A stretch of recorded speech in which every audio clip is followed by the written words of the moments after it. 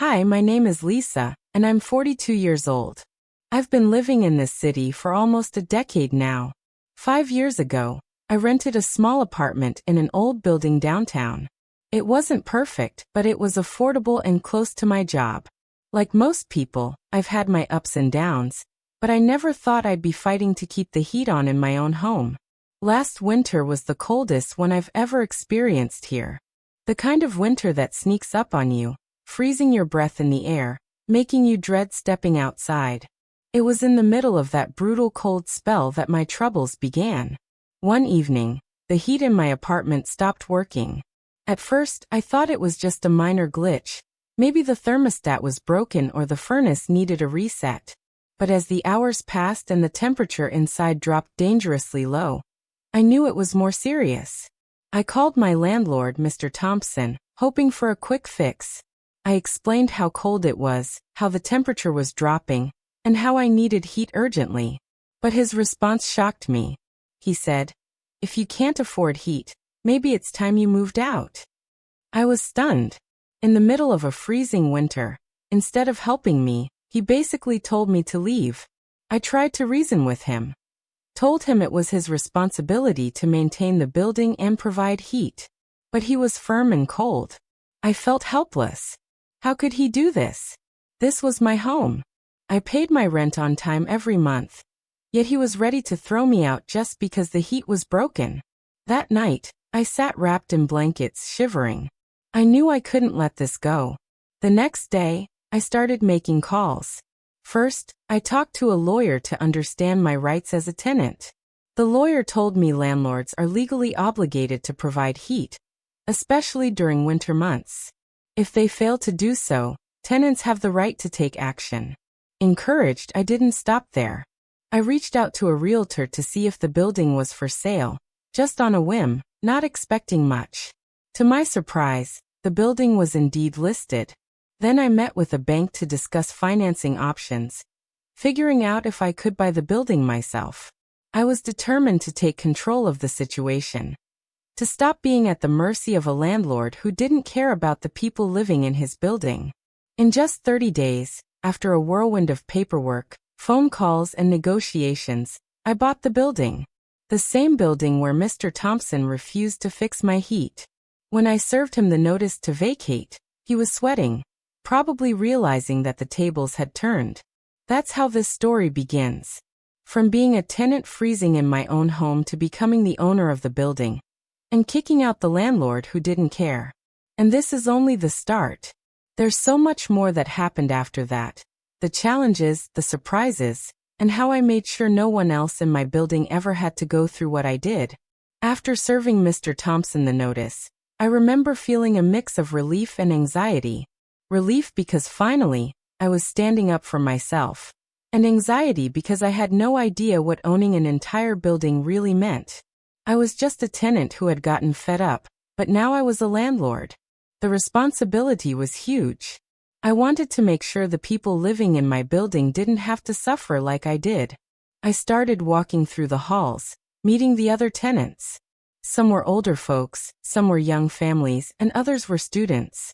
Many had stories similar to mine. Complaints about broken heaters, leaky pipes, or the landlord ignoring their calls. When I asked them how long these problems had been going on, many shrugged or sighed, like it was just part of living here. That broke my heart. Nobody should have to accept living in a cold apartment during winter, or waiting days for a simple repair. I knew the first thing I had to do was fix the heat system in the building, but it was going to take time and money. The furnace was old, outdated and neglected. I brought in a professional HVAC company to assess it, and their report was clear. It needed a full replacement. At that moment, I realized that buying the building was just the beginning.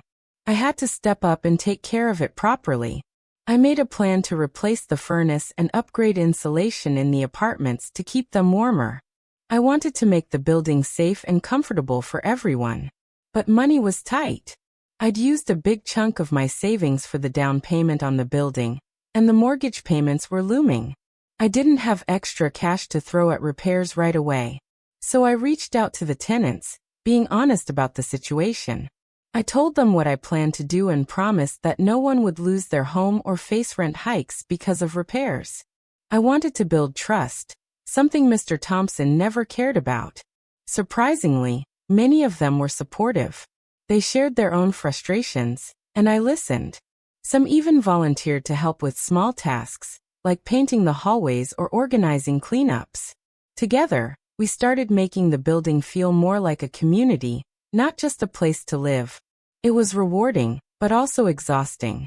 There were nights I'd fall asleep worrying about the bills and whether I'd made the right decision. Still, I was driven by one thing. No one should feel powerless in their own home. The heating system replacement took a few weeks. During that time, I rented space heaters for the tenants and distributed blankets I bought myself. It wasn't perfect, but it showed them I cared. Once the new furnace was installed, the difference was immediate. Heat flowed through the building again. The tenants smiled more, and some even thanked me personally.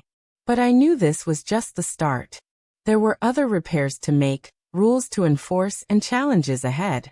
One of the biggest surprises came when I had to deal with Mr. Thompson after he left.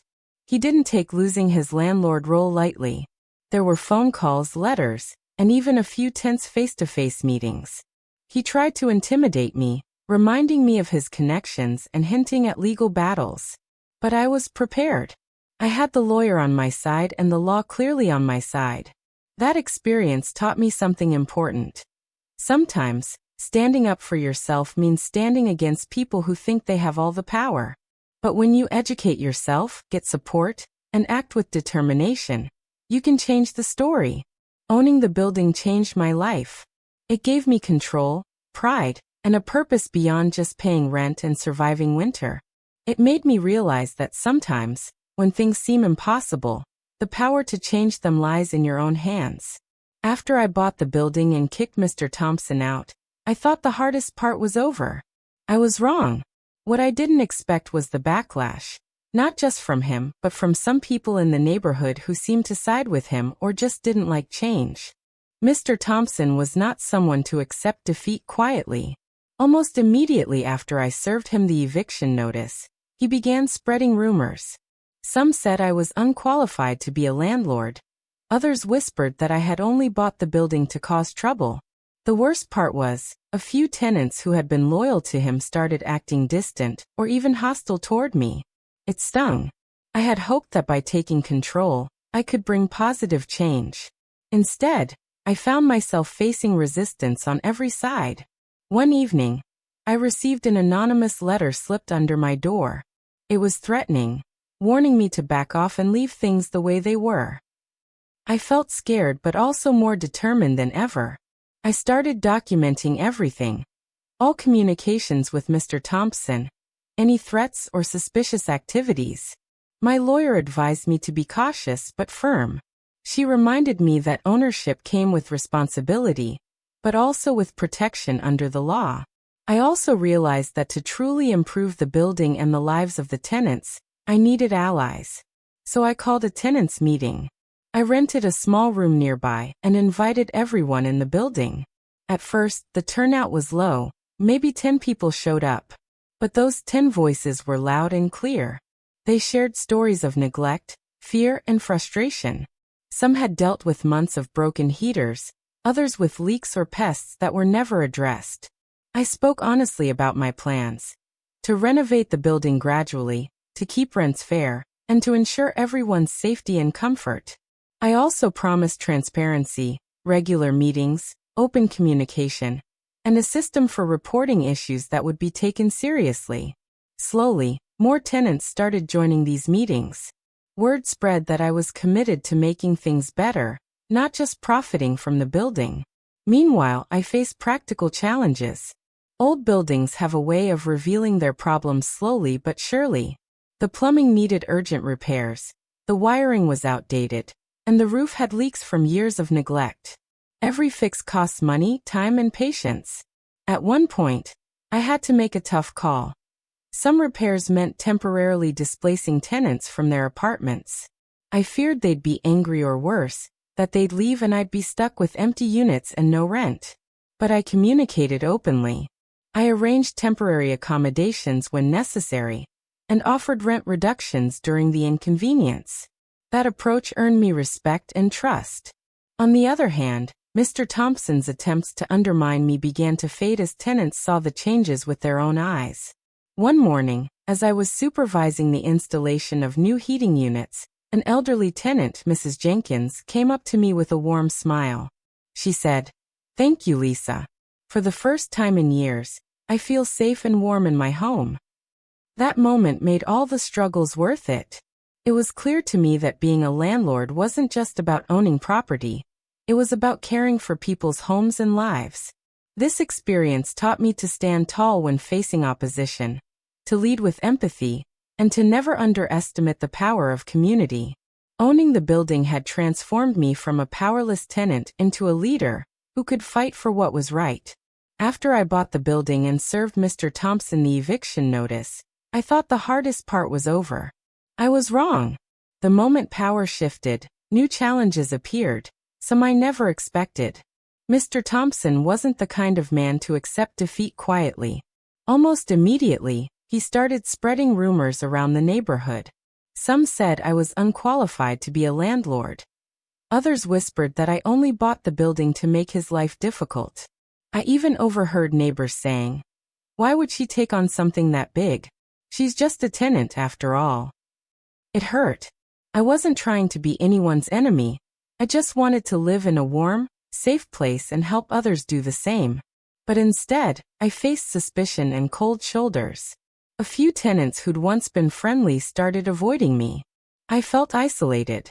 To make things worse, one evening, I found an anonymous letter slipped under my door. It was a threat, warning me to back off and leave things the way they were. The words chilled me more than the cold had.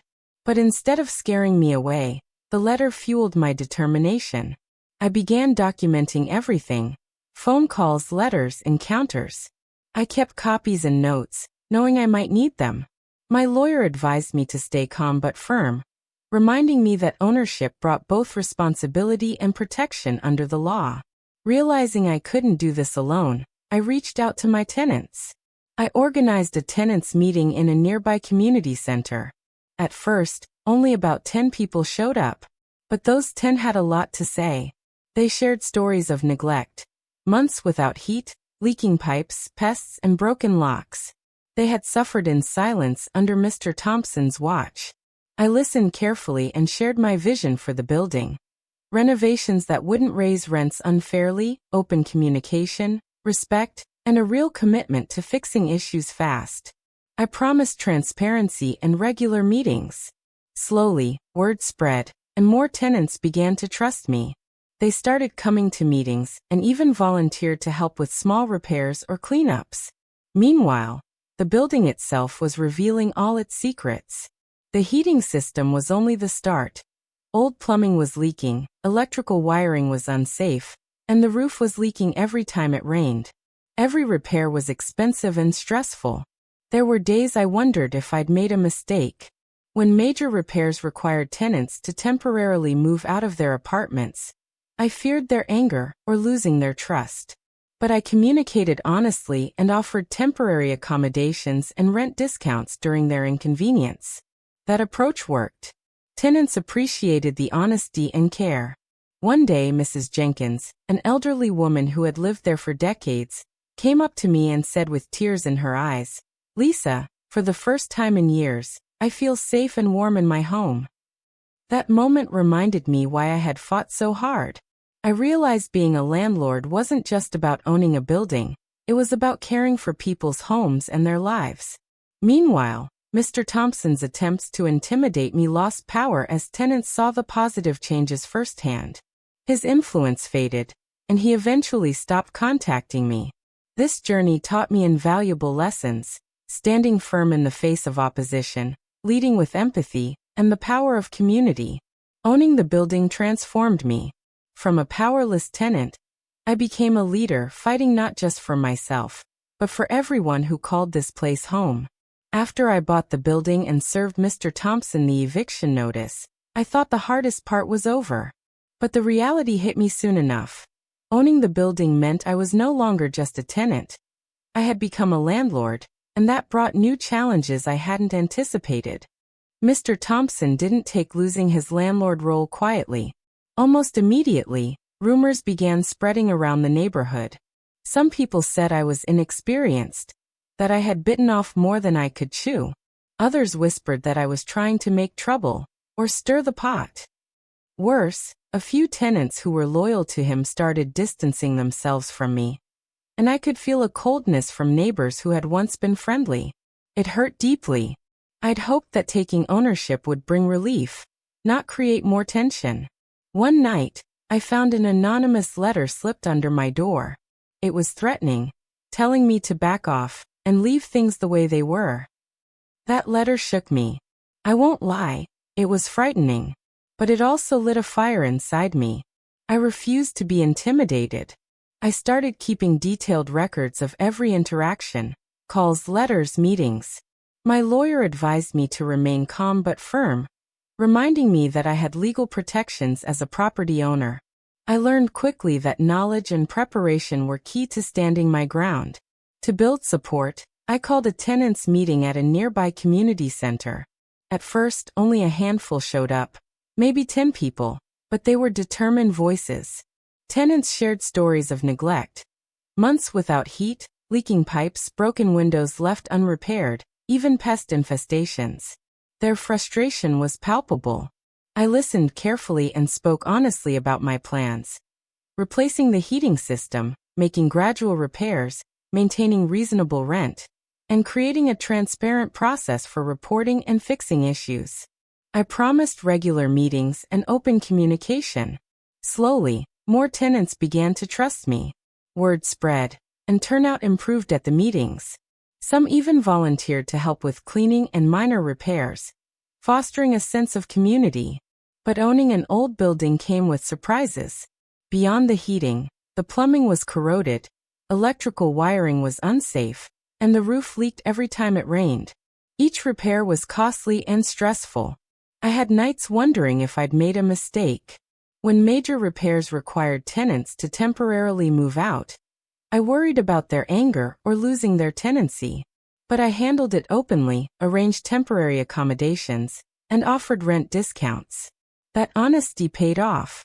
Tenants appreciated my respect and care. One cold morning, Mrs. Jenkins, an elderly tenant who had lived there for decades, smiled warmly and said, "Lisa, for the first time in years, I feel safe and warm in my home." That moment made all the stress worthwhile. Meanwhile, Mr. Thompson's influence faded as tenants saw real improvements. His threats and rumors lost power, and eventually he stopped contacting me altogether. This chapter taught me resilience, standing strong against opposition, leading with empathy, and building community. Buying the building transformed me from a powerless tenant to a confident leader, fighting for everyone's right to a safe, warm home. After I bought the building and served Mr. Thompson with the eviction notice, I thought the biggest battle was behind me. But in reality, that was only the beginning of a whole new set of challenges. Mr. Thompson was not the kind of man to accept defeat quietly. Almost immediately, he began spreading rumors throughout the neighborhood, and even among some tenants. Some whispered that I was inexperienced, that I had no business owning a building. Others suggested I was only trying to cause trouble or punish him unfairly. Even a few tenants who had previously been friendly with me suddenly became distant or hostile. It hurt more than I expected. I wasn't trying to start a war. I just wanted a safe, warm place to live, and to make sure others didn't suffer as I had. But instead, I found myself isolated and facing unexpected resistance. One evening, I found a threatening anonymous letter slipped under my apartment door. It warned me to back off and leave things the way they were, or else face consequences. The letter chilled me to my core. For a moment, fear crept in, but it quickly turned into determination. I refused to be intimidated or pushed out. I began documenting everything meticulously. Phone calls, letters, encounters with tenants and neighbors. My lawyer advised me to stay calm but firm, reminding me that I was protected by the law as the rightful owner. Knowledge was power, and I needed to be prepared for anything. Recognizing that I couldn't fix everything alone, I decided to bring the tenants together. I organized a meeting at a local community center and invited everyone living in the building. The turnout was small at first, only about 10 people, but those who came shared heartfelt stories of frustration. They described months of broken heaters, leaking pipes, mold, pests, and other neglect that Mr. Thompson had ignored. I listened carefully and told them my vision: to renovate the building gradually without unfairly raising rents, to be transparent and communicate regularly, and to respond quickly to repair requests. I promised a fresh start, one where tenants had a real voice. Word spread, and soon more tenants attended the meetings. Some even volunteered to help with minor repairs and community cleanups. Slowly, the building started to feel less like just a collection of apartments and more like a community. But old buildings have old problems. Beyond the heating system, the plumbing was corroded and prone to leaks. The electrical wiring was outdated and dangerous. The roof leaked during storms, causing water damage inside apartments. Every repair was expensive and stressful. I had nights lying awake, worrying about how to cover the costs and manage the ongoing work. At one point, some tenants had to temporarily relocate during major repairs. I worried they'd be upset or leave for good. To ease the situation, I communicated openly with the tenants, arranged temporary accommodations when needed, and offered rent reductions during the inconvenience. That honesty helped maintain trust and goodwill. One particularly cold morning, Mrs. Jenkins, an elderly tenant who had lived there for decades, came to me with tears in her eyes. She said, "Lisa, for the first time in years, I feel warm and safe in my home." Her words made all the struggles worthwhile. Meanwhile, Mr. Thompson's attempts to intimidate me and undermine my efforts gradually lost power. As tenants saw the real changes, his influence faded, and he stopped contacting me altogether. Through this journey, I learned invaluable lessons about resilience, leadership, and community. Standing up to opposition, leading with empathy, and building trust turned me from a powerless tenant into a confident landlord fighting for everyone's right to a safe and warm home. Owning the building wasn't just about property, it was about people. After buying the building and serving Mr. Thompson the eviction notice, I thought the hardest part was over. But that was just the beginning of a new chapter full of unexpected challenges and lessons. Mr. Thompson was not the kind of person to take losing his landlord position quietly. Within days, rumors began to spread around the neighborhood. Some people whispered that I was inexperienced and not cut out for owning a building. Others said I had only bought the property to spite him. Some of the tenants, loyal to Mr. Thompson, began avoiding me or even questioning my decisions. It hurt. I was trying to make things better, but instead I faced resistance and suspicion. I felt isolated in a community that had been my home for years. Then one evening, I found an anonymous letter slipped under my door. It was a threat telling me to back off or face consequences. That scared me, but it also strengthened my resolve. I refused to be intimidated.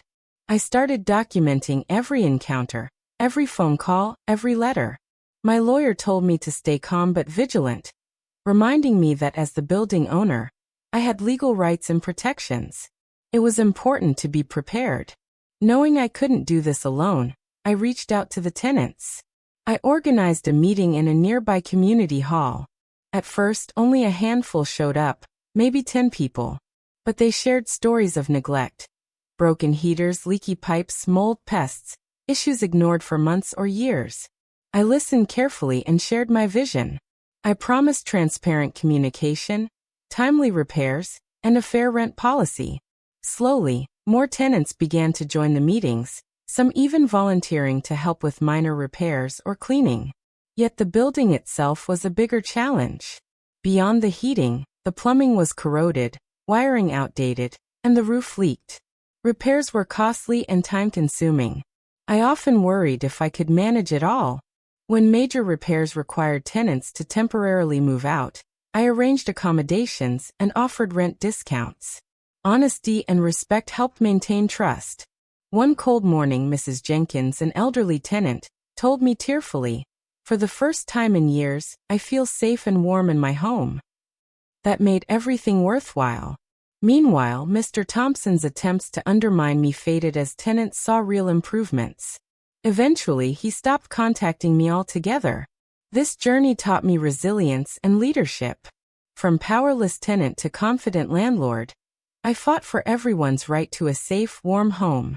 Owning the building was one thing, but earning the trust of my tenants was another challenge entirely.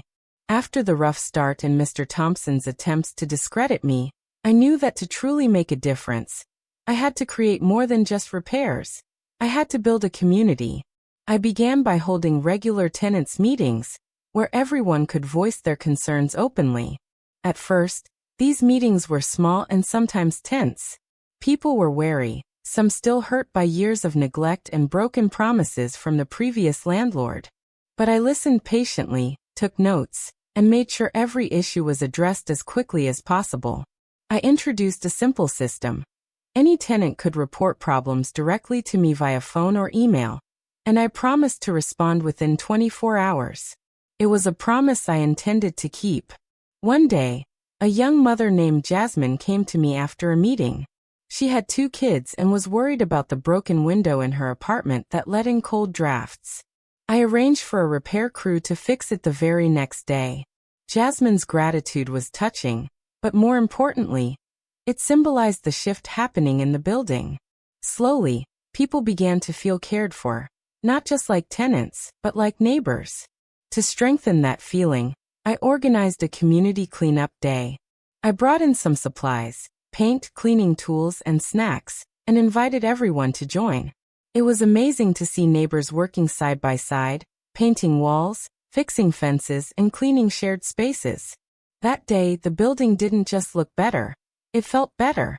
I also set up a small fund for emergency repairs that tenants could access in special cases, like fixing a stove or plumbing issue that threatened their safety.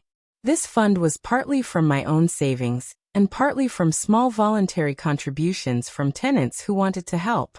In the winter months, I made sure to check in regularly, bringing extra blankets and heaters to those who needed them. Some tenants invited me for coffee or homemade cookies. Those moments built bonds stronger than rent agreements or legal contracts. I also had to learn to manage conflicts. Inevitably, with so many people living close together, disagreements arose about noise, pets, parking spots. I tried to mediate fairly, listening to both sides and encouraging respect and compromise. One of the biggest lessons I learned was that people don't just want a roof over their heads. They want to feel safe, valued, and heard. Over time, the building transformed. What was once a neglected, cold place became a warm, welcoming home. Tenants started calling me not just their landlord but a friend and neighbor. Of course, it wasn't perfect. There were still late rent payments, occasional complaints, and emergency repairs. But the difference was that we faced these challenges together. Owning the building taught me that real power isn't about control or authority. It's about connection and responsibility. And with that connection, we built more than a building. We built a community. Taking ownership of the building had been a bold move, but it came with serious financial pressures. The down payment, repairs, maintenance, and mortgage payments quickly added up. Sometimes, I wondered how I was going to keep up with everything without sinking under the weight of bills. At first, I tried to manage everything on my own. I cut back on my own expenses, worked extra hours, and even picked up some freelance gigs in the evenings. But even then, the numbers weren't adding up as fast as the expenses were growing. One month, a big storm caused damage to the roof, leading to leaks in several apartments. The repair estimates came back much higher than I expected, and I faced the very real possibility of falling behind on mortgage payments. I was exhausted, stressed, and scared. I started doubting myself. Had I taken on more than I could handle? Was this fight worth the cost?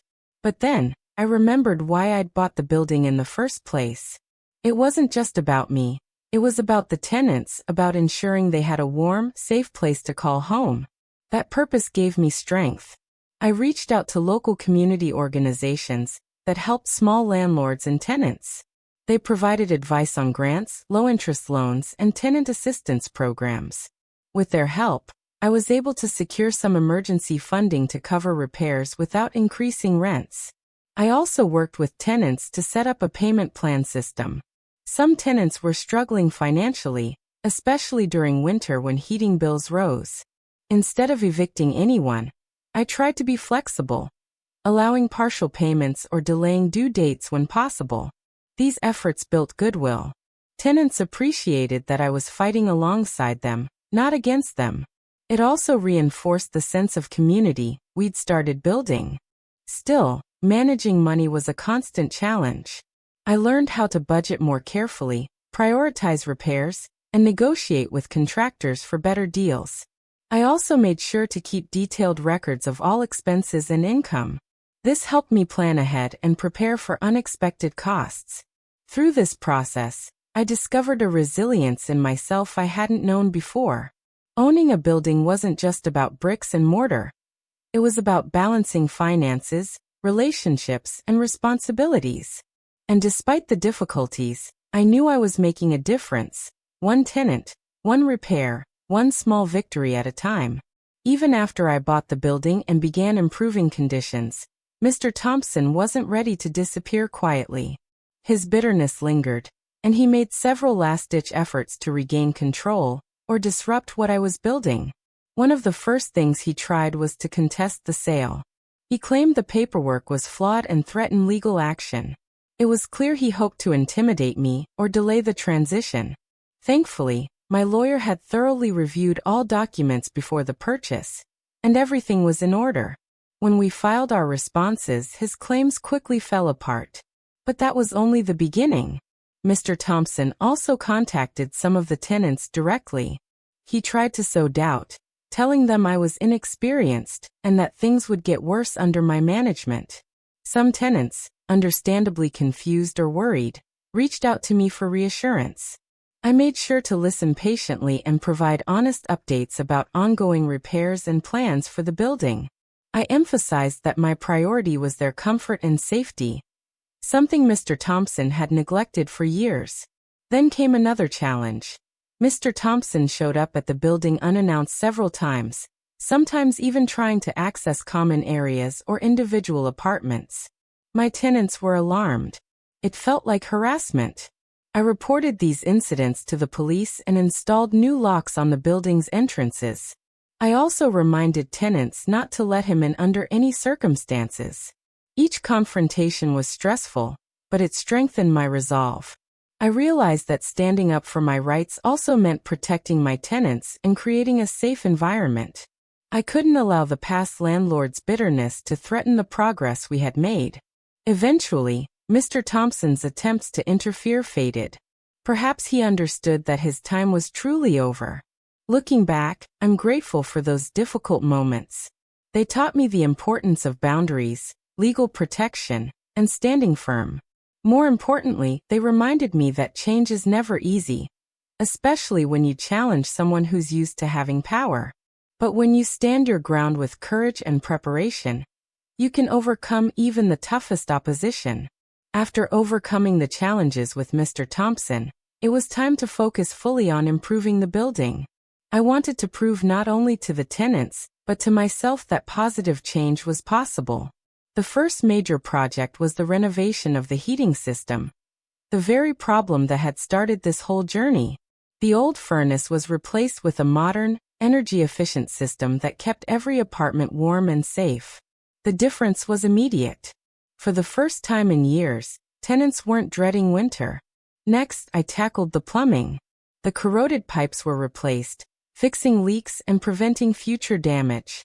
Bathrooms and kitchens were updated where necessary, making the apartments more livable. The roof, which had leaked during storms, was repaired and reinforced. It was a significant investment, but crucial to protecting the entire building. While all this work was underway, I made sure tenants stayed informed. I sent out newsletters detailing progress and timelines. Transparency was important to me. I didn't want anyone to feel left in the dark or ignored. I also organized workshops on home safety and energy efficiency, inviting experts to talk to tenants. These events brought people together and showed that the building was more than just a place to live. It was a community. Some tenants shared their own skills and talents to help. A few painters volunteered to freshen up common areas. Another tenant, who was an electrician, helped check wiring and install better lighting in hallways. The changes sparked pride. Tenants started taking better care of their apartments and the shared spaces. Trash was picked up more regularly, walls stayed cleaner, and the front entrance looked inviting.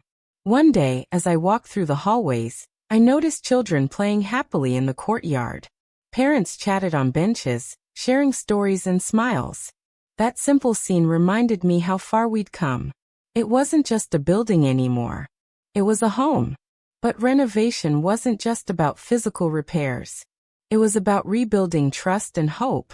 By standing firm, listening to tenants, and investing time and resources, I had transformed a neglected property into a place people could be proud of. This chapter of my journey reaffirmed that change takes effort and patience, but it is always possible when you refuse to give up. As the physical repairs were underway, and the building began to feel more like home, I realized that a real sense of community was still missing. For years, tenants had lived side by side but rarely connected. I wanted to change that. I started organizing small events in the building's shared spaces. The first was a simple potluck dinner, a chance for neighbors to bring food and share a meal. It was amazing how breaking bread together broke down walls too. People who barely exchanged greetings were suddenly talking, laughing, and sharing stories. We followed that up with holiday celebrations, game nights, and even a weekend yard sale where tenants could sell or trade items. These gatherings gave people something to look forward to and made the building feel alive.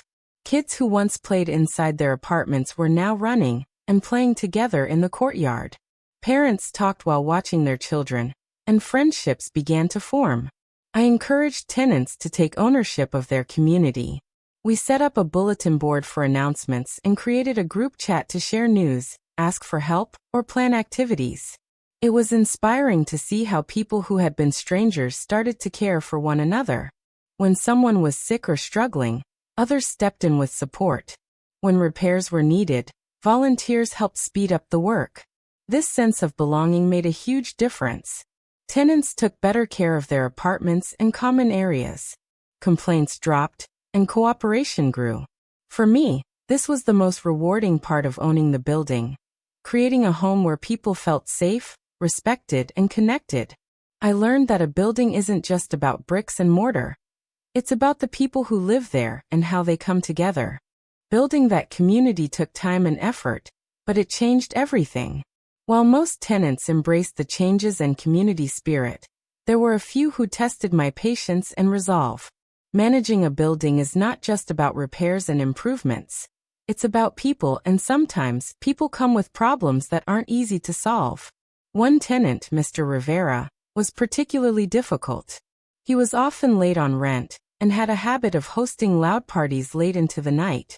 Several neighbors complained about noise, and I found myself having to mediate disputes more than once. I wanted to be fair but firm.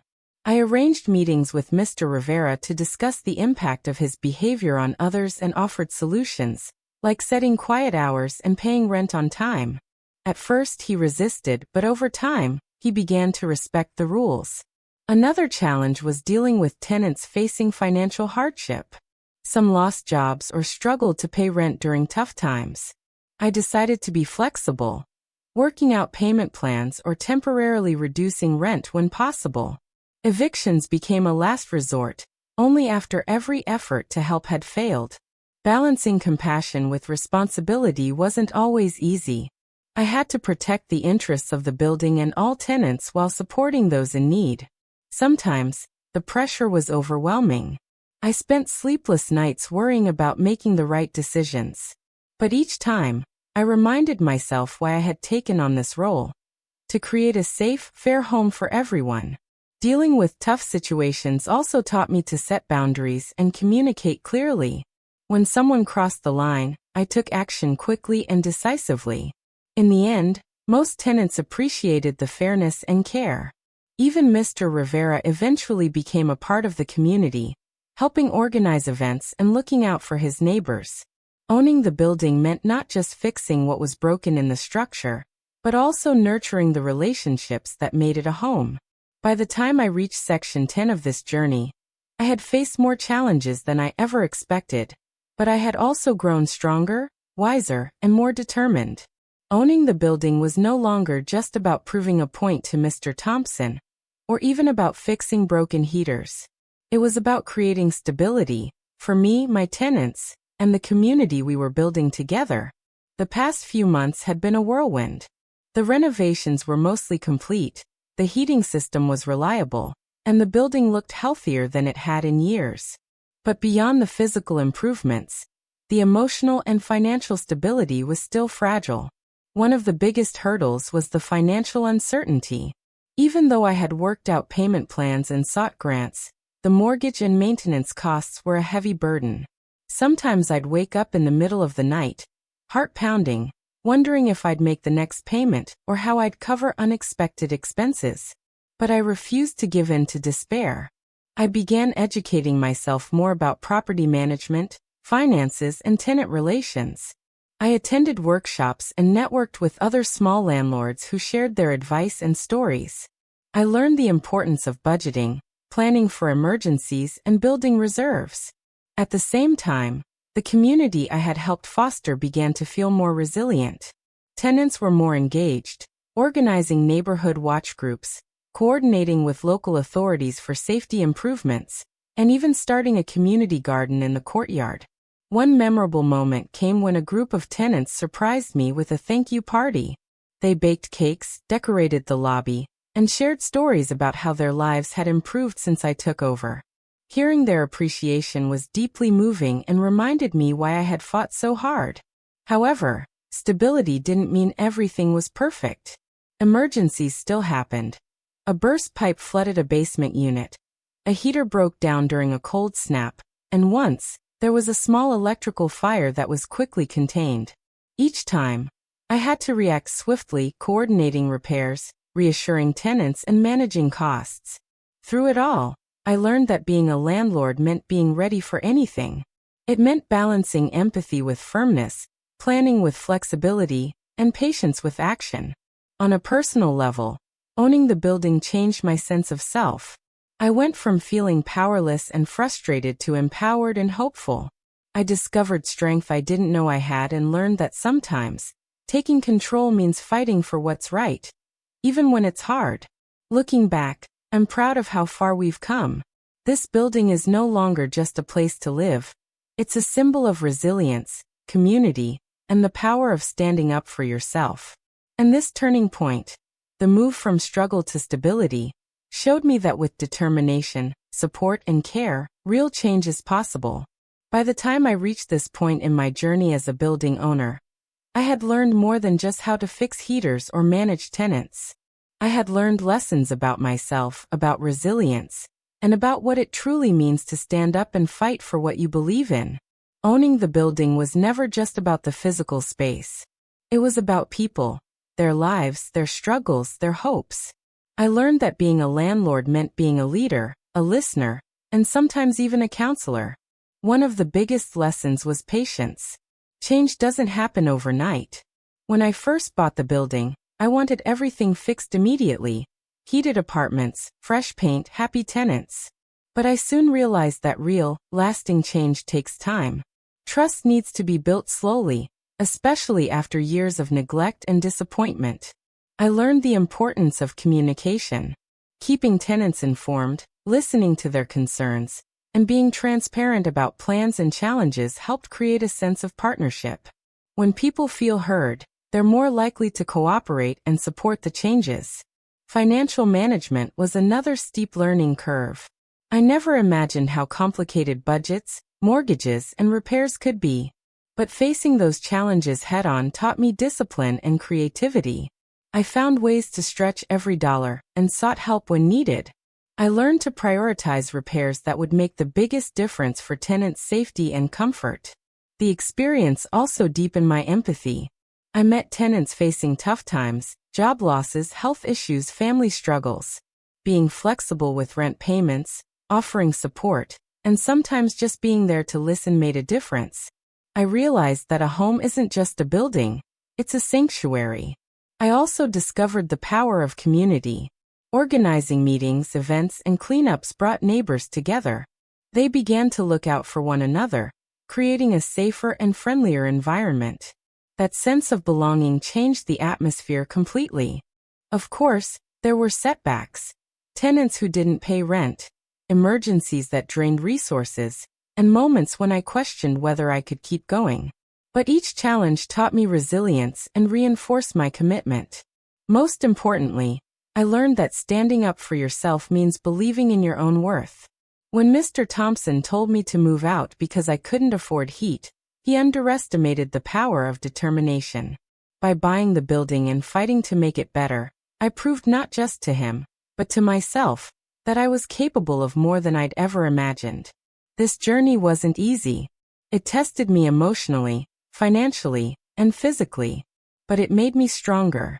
Owning that building changed my life in ways I never expected. It gave me purpose, confidence, and a deep sense of pride. And the lessons I learned along the way will stay with me forever.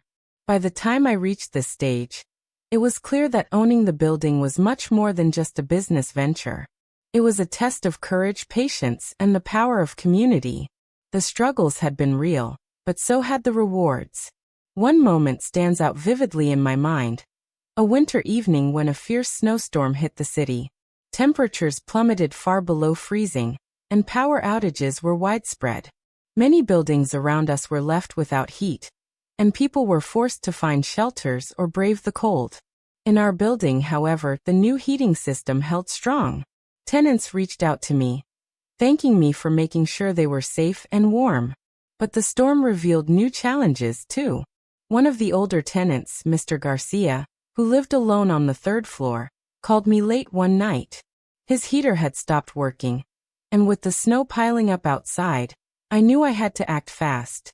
I bundled up and rushed through the blizzard to his apartment, where I found him shivering but hopeful.